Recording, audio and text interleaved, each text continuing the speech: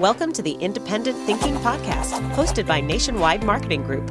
Listen and learn from exclusive interviews with our members and vendors in the independent retail space.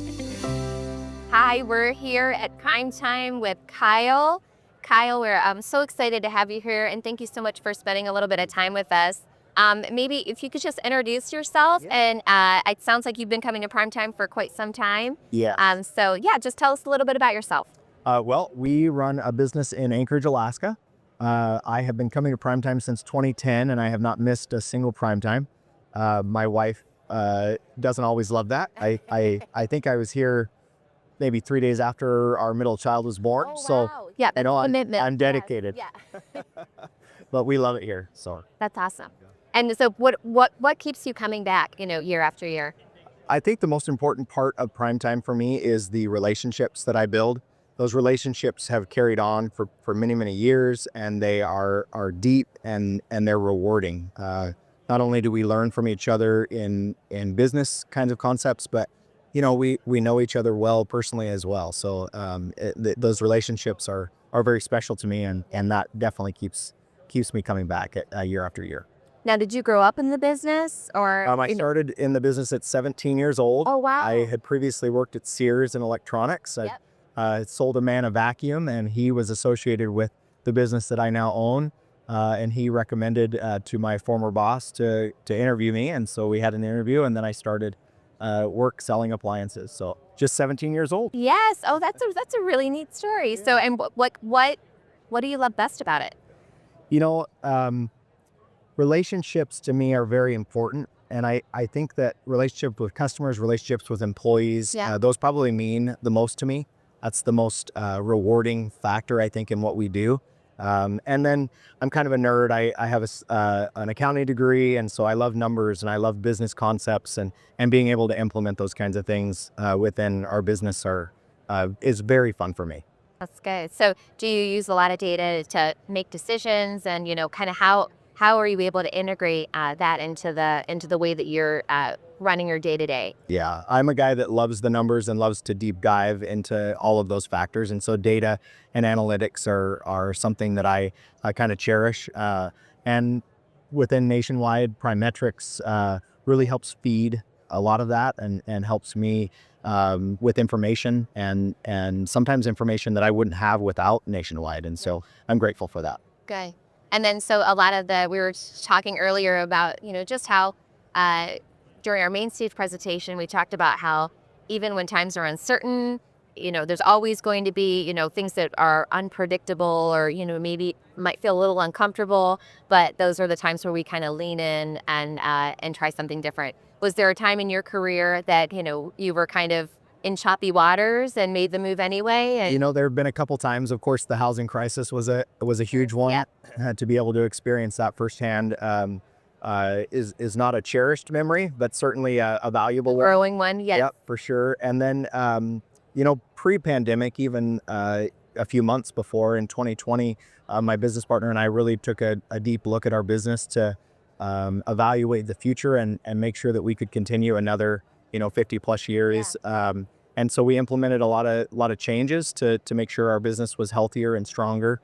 And that was a very powerful time for us. And it has revolutionized our business to be able to propel into the next 50 and 100 years. So was there anything that you took away from that, transformational plan that, you would share with another member who might be looking at, how to reinvent or Absolutely. optimize? We kind of preach it at as many meetings as we possibly can, but we implemented a book called Profit First. Profit First was written by Mike Michalowicz. Okay. And it's a very basic cash management type solution that any person can implement. They don't have to be a CPA. They don't actually have to be that smart, in our case especially. So that had revolutionized our business. It was something that was so powerful and changed us so dramatically that we kind of shout it from the rooftops. That's amazing. We'll put that in the show notes for sure then. So, and is that something that when new associates come in to, be part of the organization, are you training them on that, or is it kind of integrated into the culture of the company? Profit First is more cash and profitability management. So that's something that my business partner and I usually kind of head up, and it doesn't have to filter all the way through you to employees to be able to manage it. So, But it's made your business healthier. it sure has. Yeah. So, and you've talked a lot about your partner, and so it sounds like you have a team leadership model. Yep. So how long have you been working together as a team? So I became a partner in the business in 2013. Okay. It was right after I had graduated from college with a degree, and my former business partner who had moved in 2018, but he had invited me to become a partner, and so we kind of do it as a team. Even when he left, Kenny, my other business partner, remained, and so he and I run the business today. And then we welcomed another partner that we have other business relationships with Okay. here a couple of years ago as well. So definitely a team approach, and we all kind of take our piece of the pie and run with it. I was going to ask you, is it a divide and conquer method? And then how, for other members who are in that type of leadership model where, there's shared responsibilities and, because it's hard, whether it's a household or a business, it's hard to, kind of navigate those waters. So any best practices that you've learned, about working together in that capacity? Yeah, I have several friends here on the show floor that have family dynamics within their businesses and maybe some internal fights between brothers or whatever the case may be. But a practice that we have always had in place was we vote each year at the beginning of each year who's going to lead the business. And then after that vote is made, we put forth all confidence in that individual to lead and guide the company, at least for that year. Okay. So that's been my privilege and responsibility since 2019. And so late Kind of renew those vows annually to make sure. And then I'm sure, especially, with family dynamics change, that gives us all the flexibility or, to be able to do that. That's really neat. Yeah. So that's rotational based leadership, but it's not a forced rotation. It's who's in the best position to, Yeah. And Kenny is a wonderful partner to be able to say and support me as I go about and be those, run the business. So, yeah, it works really well. So, we talk a lot about, especially in, some of those family run, but even, even if you're working for a big company, if you're owning your own business, you also want to leave something better than how you found it. Yeah. So, what is the legacy that you hope to leave as you grow with the company? Yeah, I think ultimately that legacy I would love to leave is a larger organization, something that can reach more customers and take care of more employees. But I think to get there, those employees are so critical. And I was asked very early on in my professional career what impact I wanted to leave and what was most important to me. And employees really were what got me up in the morning. Yes. I wanted to make sure that we could take care of them and that their lives were blessed both professionally and personally by their interactions with us. And so that's what drives me. And then I hope that my legacy is a much broader business than what I came into. How would you describe your leadership style then?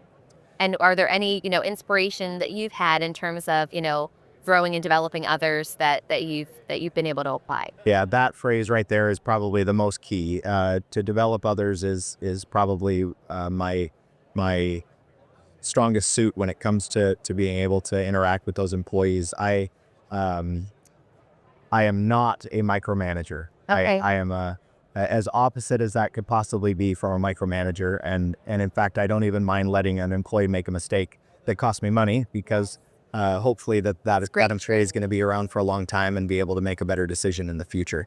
Of course, I'll step in at some point. Of course. But I it's not quite a hands-off approach because that wouldn't be the right word, but it's definitely a learn in the position that you have.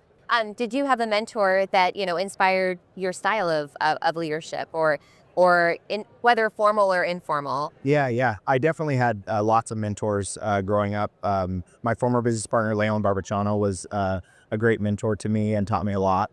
I wouldn't say our styles are necessarily the same, but on the big picture, on the grand stage, we saw eye to eye, and so for sure. But I think I won't say my style is unique, but I don't know that was taught. I think that was just something that was inside. Kind of organic and crafted in a way. Yes, for sure. Awesome. Sure.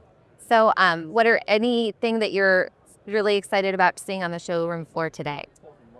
Oh, I think that again, going back to those relationships, those are the most important to me, and so I like to grab so and so as we pass each other in the aisle to be able to make a connection or to be able to help them with a thought that I've had, maybe thinking about them specifically. But I'll also say that the relationships with manufacturers are those vendor partners. That word partner should mean something. Those vendors, if they're not your partner, they're probably not really pulling their weight in that relationship. And so I love those partnerships, and to be able to see individuals that I've got to work with for, literally decades is a fun time. It's a very rewarding experience. And I guess in terms of, we talked a lot about relationships. What are some of the best practices that you've used in order to be able to not just maintain those relationships, but grow, nurture? Yeah. Are there practices that you put into play, or frequency, cadence, that type of thing, or is it just kind of happens and happy accident? I like to remind sales reps that people do business with people. Yeah. I can buy a washing machine from just about anybody, but those relationships that I have with a sales rep, the way that they support me and my business and my team, make a difference. Yes. And so I think that's kind of an inherent thought that most of us have, but it's important to really make sure that we give that words and give that thought and remember that is important. Yeah, raising it back. Yeah. Oh, great. Was there any questions that I didn't ask that you wish I would have? I don't think so. That was pretty well rounded. Nice job. Right. Nick, nice job to you. Thank you so much for being here. We really appreciate you taking the time. My pleasure. And we hope you have a wonderful rest of prime time. So, Matt, take care. Thanks so much. Thank you.